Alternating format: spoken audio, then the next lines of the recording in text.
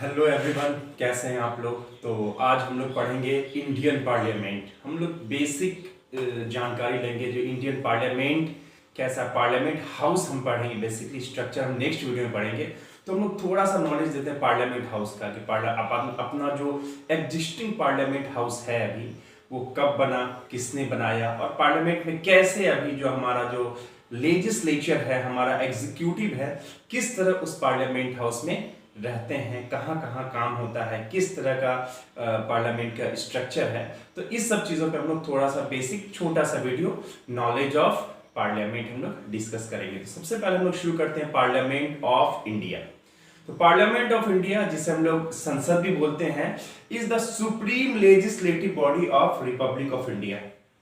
India का जो legislative body है उसका सुप्रीम किसे मानते हैं हम लोग? पार्लियामेंट को। जितने भी हमारे इलेक्टेड लीडर्स होते हैं, जितने भी लेजिस्लेचर के मेंबर्स होते हैं, वो सारे उसी पार्लियामेंट में बैठते हैं। जो भी लेजिस्लेटिव डिसीजंस होते हैं वो उसी इंडियन पार्लियामेंट में लिया जाता है पूरे देश के लिए।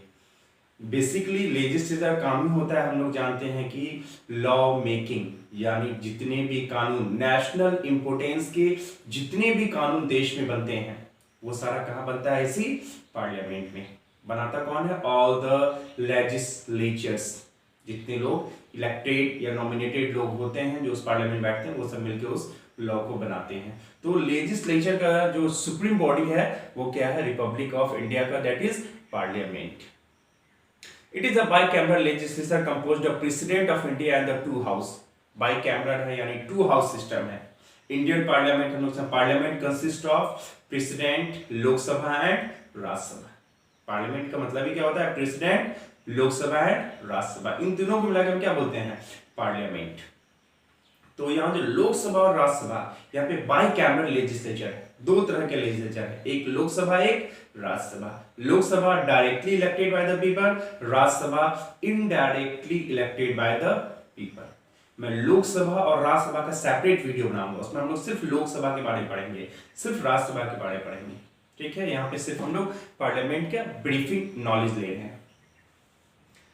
President and the two house of Rajya Sabha, council of state and Lok Sabha. Rajya Sabha का दूसरा नाम काउंसिल ऑफ स्टेट भी है, हम लोकसभा को हम लोग क्या बोलते हैं? House of peoples. The president in his role as head of legislature has full power to summon and prorogue either house of the parliament or to dissolve Lok Sabha.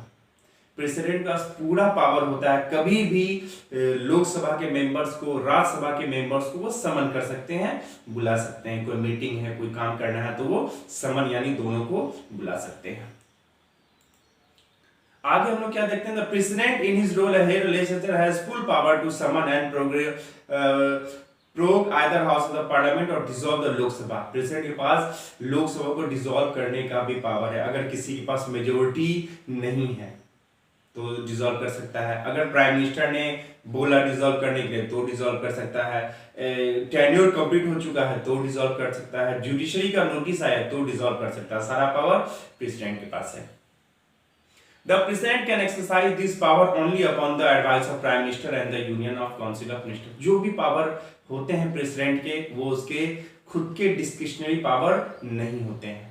वो जो भी पावर को यूज करेगा वो prime minister के advice पे या council of minister, जो मेन मिनिस्ट्री होती है हमारे इंडियन पार्लियामेंट की, जो सारे बड़े बड़े मंत्रालय को संभालता है, उसके सजेशन पे प्राइम मिनिस्टर हमारे क्या करते हैं? डिसीजन लेते हैं। और प्राइम मिनिस्टर और लोकसभा मिलकर के जो बात कहेंगे प्रेसिडेंट को, वही प्रेसिडेंट करते हैं। तो यानी ये क्लियर हो गया कि parliament consist of three thing, that is the Lok Sabha, Rajya Sabha and president. यहाँ पे एक इमेज ऊपर दिख भी रहा होगा, the president, Lok Sabha and Rajya Sabha. ये हमारा क्या है? Indian parliament. आगे देखते हैं। Those elected or nominated by the president to either house of parliament are referred to as member of parliament. ये लोकसभा और राज्यसभा के जो मेंबर्स होते हैं, सदस्य होते हैं, उसे हम क्या बोलते हैं? MP, member of parliament. या वो लोकसभा के हों या वो राज्यसभा के हों, दोनों को हम क्या बोलते हैं? एमपी। यानी एमपी लोकसभा और एमपी राज्यसभा। ज्यादातर लोग इसमें क्या होते हैं? इलेक्टेड, यानी एमपी लोकसभा जो है उसमें इलेक्शन के थ्रू लोग आते हैं, और एमपी राज्यसभा उसमें इनडायरेक्ट इलेक्शन के थ्रू लोग आते हैं। कुछ लोग जो है प्रेसिडेंट नॉमिनेट करता है, जैसे एंग्लो इंडियन लोकसभा के लिए प्रेसिडेंट नॉमिनेट किया, या राज्यसभा के लिए 12 मेंबर को प्रेसिडेंट नॉमिनेट करता है अलग अलग फील्ड से, like art, culture, music, judiciary, mass media, अलग अलग फील्ड से प्रेसिडेंट नॉमिनेट करते हैं। तो सारे लोग either elected either nominated by president, उन सबको हम क्या बोलते हैं? Member of parliament. वो या तो लोकसभा के मेंबर होंगे या वो राज्यसभा के मेंबर होंगे।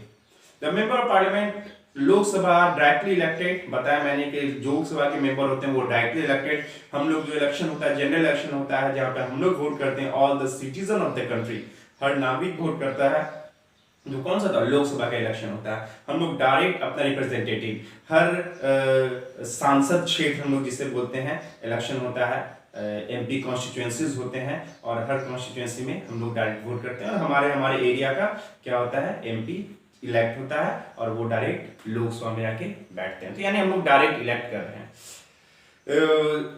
किसके through? By single member district, यानी लगभग कहा जाए तो ये तो डिस्ट्रिक्ट वाइज नहीं होता, on the basis of population होता है, लेकिन एक सिंगल मेंबर डिस्ट्रिक्ट के आधार पे ये क्या होते हैं? एक एक एमपी चुने जाते हैं पूरे हर एरिया से। The member of parliament Rajya Sabha elected by the member of all the state legislature, लेकिन राज्यसभा के जो एमपीज होते हैं वो डायरेक्टली इलेक्टेड नहीं होते हैं, उनका इनडायरेक्ट इलेक्शन होता है। यानी जिन रिप्रेजेंटेटिव को हम चुनते हैं, यानी जितने स्टेट के एमएलएज होते हैं, all the MLAs vote for election of Rajya Sabha. Rajya Sabha के जो एमपी होंगे उसके लिए वोट कौन देता है? सारे एमएलएज, जिसे हम लोग बोलते हैं स्टेट लेजिस्लेचर। जैसे बिहार की बात करें तो 243 एमएलएज हैं, तो ये 243 लोग क्या करेंगे? वोट करेंगे एमपी राज्यसभा के लिए। यूपी में जितने, अभी बंगाल में इलेक्शन वाले जितने एमएलए जीत करके आए वो लोग क्या करते हैं? वोट करते हैं राज्यसभा के लिए। तो यानी हमने अपने स्टेट लेजिस्लेचर को चुना डायरेक्टली और स्टेट लेजिस्लेचर एमपी राज्यसभा को चुनते हैं इनडायरेक्टली। तो यानी जो इंडियन पार्लियामेंट है उसमें कुछ लोग डायरेक्ट चुन के आते हैं, दैट इज एमपी लोकसभा, और कुछ लोग indirect, that is MP Rajya Sabha. Indirect में चुनता कौन है? तो हमने बता दिया स्टेट लेजिस्लेचर, यानी स्टेट के एमएलएज चुनते हैं उनको। The parliament has a sanction strength of 543 Lok Sabha and 245 in Rajya Sabha, including 12 nominated from the expert of different field. अगर हम स्ट्रेंथ की बात करें तो लोकसभा में कितने लोग हैं? 543 लोग वहां चुने जाते हैं और राज्यसभा में 245। ये जो 245 है इसमें 12 इंक्लूड किया हुआ है, जो मैंने कहा कि प्रेसिडेंट नॉमिनेट करते हैं। लोकसभा में भी 2 नॉमिनेट करता है प्रेसिडेंट, उसे हम लोग बोलते हैं एंग्लो इंडियन, यानी 543 प्लस 2, यानी टोटल स्ट्रेंथ बोला जाए आज के डेट में प्रेजेंट का टोटल देखा जाए तो 545 है, जिसमें 543 का इलेक्शन हुआ पूरे देश में, और 2 एंग्लो इंडियन, वो ब्रिटिशर्स जो आजादी के बाद इंडिया से नहीं गए, इंडिया में ही रहना पसंद किया, इंडिया के इंडियन कल्चर को अपना लिया, इंडिया में ही शादी वादी करके यहाँ सेटल हो गए, इंडियन कॉन्स्टिट्यूशन को मानने लगे, तो उसे हम क्या बोलते हैं? Anglo Indian. They are Britishers but they never return back to Britain. आजादी के बाद वो लोग वापस नहीं गए, तो उनकी भी काफी पॉपुलेशन है, कई लाख लोग हैं इंडिया में, तो उनका भी रिप्रेजेंटेशन हो उसके लिए प्रेसिडेंट 2 एंग्लो इंडियन को क्या करता है? नॉमिनेट करता है। तो 543 प्लस 2 यानी 545 लोकसभा का स्ट्रेंथ होता है और राज्यसभा का 245, जिसमें 12 क्या होते हैं? नॉमिनेट किए जाते हैं प्रेसिडेंट के through from different field like science, culture and arts, history, इस फील्ड से देखा जाता है। ये जो एक इमेज दिख रहा होगा ये राज्यसभा का मैंने इमेज डाला है, इस तरह ही लोग बैठते हैं, इस तरह का ये हाउस है राज्यसभा, इस तरह का ये हाउस है और बीच में स्पीकर बैठता है राज्यसभा के। जैसे स्पीकर की बात करें अगर तो वाइस प्रेसिडेंट क्या होता है? राज्यसभा के स्पीकर होता है। He got the responsibility of speaker Rajya Sabha, क्योंकि जब तक प्रेसिडेंट है तो वाइस प्रेसिडेंट का कोई रोल नहीं है, उनको क्या दे दिया गया है? Speaker of Rajya Sabha. और सारे लोग, सारे पार्टी के लोग वहां बैठते हैं और वहां पे अलग अलग बिल पे, अलग अलग मुद्दों पे वहां पे डिस्कशन होता है कि किस तरह देश को अच्छे से मूव किया जाए, रन किया जाए और देश डेवलप कर जाए। इसी तरह का हमारा लोकसभा हाउस है, वहां पर भी इसी तरह लोग बैठते हैं, वहां पे भी एक स्पीकर अपॉइंट किया जाता है जो सारे वर्किंग को कंट्रोल करते हैं। Parliament meet at Sansad Bhavan in new Delhi. The parliament house Sansad Bhavan located in new Delhi. जो संसद भवन जो है, जो पार्लियामेंट जिसे लोग बोलते हैं, ये कहाँ पे, न्यू दिल्ली में है। इमेज भी यहाँ पे दिख रहा होगा, बहुत खूबसूरत स्ट्रक्चर था इसका, और ये न्यू दिल्ली में एग्जिस्ट करता है। It was design by Edwin Lutyens and Herbert baker. इसको बनाया किसने, ये इंपोर्टेंट है, Edwin Lutyens and Herbert baker ने इसको डिजाइन किया इंडियन पार्लियामेंट को। Who were responsible for planning and construction of new Delhi by British government. British government जब न्यू दिल्ली को डेवलप कर रहे थे, जब कैपिटल शिफ्ट किया गया 1912 में, जब कोलकाता से कैपिटल शिफ्ट किया गया दिल्ली, पहले इंडिया कैपिटल क्या हुआ करता था, कोलकाता, 1912 में इसको शिफ्ट किया गया दिल्ली। तो दिल्ली को फिर से लोग क्या करेंगे, डेवलप करेंगे। तो जब दिल्ली को डेवलप किया जा रहा था, तो तब डेवलपमेंट का रेस्पॉन्सिबिलिटी किसको दिया गया था, Edwin Lutyens and Herbert baker ने। और इन्हीं दोनों ने दिल्ली को डेवलप किया, और इन्हीं दोनों ने मिलके हमारे इंडियन पार्लियामेंट जो अभी है हमारा, उसको डेवलप किया था। The construction building took 6 years and the opening ceremony was performed on 18 January 1927। 6 साल में ये कंप्लीट हुआ, और ये 1927 में फाइनली इसका इनॉग्रेशन किया गया। और कौन था उस टाइम, वायसराय थे, या कहो गवर्नर जनरल इंडिया के लॉर्ड इरविन। लॉर्ड इरविन ने इस इंडियन पार्लियामेंट को इनॉग्रेट किया था। यानी 6 साल में ये बनके कंप्लीट हुआ, और 1927 18 जनवरी 1927 में हमारा पार्लियामेंट कंप्लीट हो गया था। The parliament is 21 metre 70 foot tall. अगर उसकी हम हाइट देखेंगे तो 70 फुट टॉल है। 170 मीटर जो है, यानी 560 फीट इन डायमीटर। अगर डायमीटर की बात करें तो 560 फीट है। And cover an area of 2.4 hectare, that is 6 एकड़। जो इंडियन पार्लियामेंट है वो 6 एकड़ में है। एकदम माइंड में इधर याद रखना कि इंडियन पार्लियामेंट, अभी का जो पार्लियामेंट है वो 6 एकड़ में बना हुआ है, जिसको Edwin Lutyens and Herbert baker ने बनाया था, और 1927 में कंप्लीट हुआ। 6 ईयर लगा इसको बनने में, और इसको जो इनॉग्रेट किया गया था वो जो उस टाइम के governor general of India, viceroy of India थे, lord Irwin. General layout of the parliament. Parliament दिखता कैसा है, अगर पार्लियामेंट का लेआउट देखेंगे तो ये इमेज दिख रहा होगा, ये पार्लियामेंट ऐसा दिखता है। एक पूरा सर्कुलर है, और बीच में एक छोटा सा सर्कल है। मैं माउस से दिखा रहा हूं कि सबसे पहले एक ये वाला पोर्शन है, ऐसा 3 पोर्शन है, 2 3। जो ये वाला पोर्शन आप देख रहे हैं, ये क्या है, लाइब्रेरी। आज के डेट में बता रहा हूं कि लाइब्रेरी, पहले क्या था वही बताऊंगा मैं। ये लाइब्रेरी आज के डेट में, और ये वाला जो ये राज्यसभा, राज्यसभा यानी इनडायरेक्टली इलेक्टेड लोग यहाँ बैठते हैं। ऊपर जो है जो लिखा हुआ है लोकसभा, वहां पे डायरेक्टली इलेक्टेड लोग एमपीज बैठते हैं। और बीच वाला जो है इसे हम बोलते हैं सेंट्रल हॉल, इसमें ऑफिसेस बने हुए हैं। ठीक है, जनरल लेआउट देखते हैं कि the centre and the focus of the building is centre hall. ये जो फोकस सबसे खूबसूरत, पूरा अगर पार्लियामेंट देखेंगे तो उसको सेंटर हॉल में बहुत ज्यादा खूबसूरत है। पूरा पार्लियामेंट ही बहुत खूबसूरत बना है। It consist chamber, Lok Sabha, Rajya Sabha and library. 3 जो चैम्बर दिख रहा है, एक क्या है लोकसभा, एक राज्यसभा, और थर्ड वन क्या है हमारा library. And between them the garden court, जो बीच में जगह है वो क्या है, गार्डन बना हुआ है। Surrounding these 3 chamber is the 4 story circular structure providing accommodation for minister, chairman, parliamentary committee, party office, important office, Lok Sabha and Rajya Sabha secretariat. जो सेंटर वाला, जिससे सेंटर लिखा हुआ है, जिसमें जो बीच में सर्कल है, वो क्या बोल रहा है कि it is 4 story circular structure, 4 floor का बना हुआ है सर्कुलर, और बहुत ही खूबसूरत है। बोला ना कि सेंटर ऑफ अट्रैक्शन वही है, बहुत खूबसूरत बना हुआ है। और इसमें क्या है, पार्टी ऑफिसेज हैं, चेयरमैन्स हैं, पार्लियामेंट्री कमेटी के ऑफिस हैं, उसमें और भी तरह तरह के लोकसभा के, राज्यसभा के जो ऑफिसेज होते हैं, वो सारे ऑफिस इसमें बने हुए हैं। अगर हम सेंट्रल हॉल की से बात करें, central hall is circular in shape and the dome is 30 metre. अगर उसका सेंटर का जो डोम की बात करें, जो फर्स्ट इमेज में पार्लियामेंट का दिखा, जो गुंबद बना हुआ ऊपर, वो क्या है 30 मीटर, दैट इज 98 फीट ऊंचा है। ठीक है, 98 फीट इन डायमीटर। उसका डायमीटर जो है वो 98 फीट, बहुत बड़ा डायमीटर है सेंट्रल हॉल के डोम का। It is a place of historic importance. ये जो सेंट्रल हॉल है, ये हिस्ट्री में बहुत बड़ा इंपॉर्टेंस है इसका। क्या इंपॉर्टेंस है वो देखते हैं।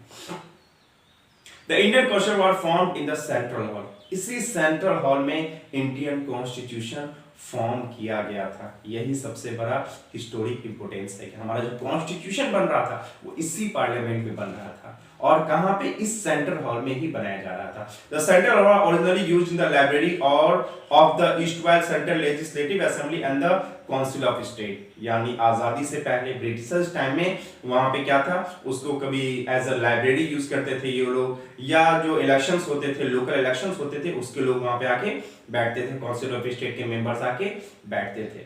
बट 1946 में इन लोगों ने इसको किस में कन्वर्ट कर दिया, constituent assembly. Constituent assembly means वो असेंबली जिनको रेस्पॉन्सिबिलिटी दी गई थी to draft Indian constitution. Indian constitution बनाने के लिए जो असेंबली बनाई गई थी, जिसे हम क्या बोलते हैं, कॉन्स्टिट्यूएंट असेंबली, वो कॉन्स्टिट्यूएंट असेंबली इसी सेंट्रल हॉल में बैठते थे। एट प्रेजेंट अगर आज की बात करें, central hall is used for holding joint sitting of both the house of parliament. आज के डेट में क्या है, क्योंकि वो काफी स्पेस ज्यादा है उसमें, तो आज के डेट में वहां पे क्या होता है, ज्वाइंट सिटिंग बुलाई जाती है। ज्वाइंट सिटिंग मैं बताऊंगा नेक्स्ट वीडियो में, तो ज्वाइंट सिटिंग क्या होता है। तो प्रेसिडेंट को अगर लोकसभा राज्यसभा के मेंबर को एक साथ मीटिंग करना है प्रेसिडेंट से, तो वो सारे लोग कहां जाके बैठेंगे, उसी सेंट्रल हॉल में। Joint sitting of parliament and also used for the address by the president in the commencement of first session after general election। और दूसरा क्या, जब जनरल इलेक्शन होता है, प्रेसिडेंट जब भी जनरल इलेक्शन होगा, जैसे 19 में हुआ था, 14 में हुआ था, मोदी जी बने, 19 में हुआ, मोदी जी बने, अगला फिर 24 में इलेक्शन हो रहा, जब भी जनरल इलेक्शन होता है तो प्रेसिडेंट सबसे पहली जो मीटिंग होती है उसको कौन करता है, उस मीटिंग के हेड कौन होते हैं या मीटिंग ऑर्गेनाइज कौन करते हैं, that is president of India. तो हर जनरल इलेक्शन के बाद जो पहली मीटिंग होती है वो इसी सेंट्रल हॉल में होती है, जो प्रेसिडेंट के साथ मीटिंग होती है सारे newly elected member of Lok Sabha के। तो सेंट्रल हॉल हिस्टोरिक इंपोर्टेंस भी है और ऐसे भी बहुत इंपोर्टेंस है और दिखने में भी बहुत खूबसूरत है। A new parliament building may replace the existing complex. एक मिनट, तो ये तो हो गया सेंट्रल हॉल सर्कुलर, जो इसका देखें इंडियन क्वेश्चन ऑफ यहाँ पे होता था, तो इन 1946 इस बार कन्वर्टेड एंड यानी कॉन्स्टिट्यूएंट असेंबली में इनको कन्वर्ट किया गया। एट प्रेजेंट मैंने बता दिया कि जनरल इलेक्शन के बाद सारे मीटिंग वहां पे होती है। और न्यू पार्लियामेंट बिल्डिंग में रिप्लेस द एग्जिस्टिंग कॉम्प्लेक्स। पता है हम लोगों को न्यू विस्टा प्रोजेक्ट चल रहा है, यानी हमारा पार्लियामेंट जो है वो छोटा पड़ गया है, स्ट्रेंथ उसकी जितने लोगों को बिठाने के लिए हमें जगह चाहिए वो उतना रिक्वायरमेंट सफिशिएंट नहीं है। तो एक न्यू पार्लियामेंट हमारा बन रहा है, इसी पार्लियामेंट के जस्ट आगे, जो एग्जिस्टिंग पार्लियामेंट इसके जस्ट आगे एक नया पार्लियामेंट बन रहा है, जिसको हम लोग बोलते हैं सेंट्रल विस्टा प्रोग्राम, यानी न्यू पार्लियामेंट बन रहा और हो सकता है 1922 या 23 तक ये बन के तैयार हो जाए, और हो सकता है नया जो लोकसभा का हमारा सेशन होने वाला है वो न्यू पार्लियामेंट में ही होगा। तो मैं उसके लिए न्यू पार्लियामेंट के लिए सेपरेट वीडियो बनाऊंगा कि इस पार्लियामेंट में और उस पार्लियामेंट में क्या डिफरेंसेस है, वो उसके लिए मैं सेपरेट वीडियो बनाऊंगा।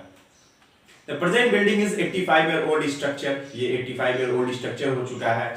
Suffer from the inadequate of space to house members and the staffs, यानी जितने हाउस मेंबर्स हमारे लोकसभा राज्यसभा, जितने स्टाफ हैं, जितनी मिनिस्ट्रीज हैं वहां पे, उसके लिए यहाँ पे स्पेस अब कम पड़ रहा है। और इसका स्ट्रक्चर भी इश्यूज हो चुके, काफी पुराना हो चुका है, और अगर ज्यादा लोग वहां पे रहेंगे और इतना मूवमेंट करेंगे तो ये हो सकता है डैमेज भी हो जाए। तो इसीलिए जो गवर्नमेंट ने चाहा कि आप ये जो काफी पुराना स्ट्रक्चर हो चुका है और हिस्टोरिक इंपोर्टेंस है, तो हम इसे क्या करेंगे, एज अ हेरिटेज बिल्डिंग बना के रख देंगे। अगर हम उसको यूज करते रहो तो कभी भी डैमेज हो सकता है, टूट सकता है, तो उससे पहले है कि हम इसे क्या करेंगे, बचा लेंगे। हम यहाँ पे वर्क नहीं करेंगे, एज अ हेरिटेज बिल्डिंग में उसको क्या कर लेंगे, काउंट कर देंगे। उसके लिए हम लोगों ने न्यू बिल्डिंग बनाना शुरू कर दिया है।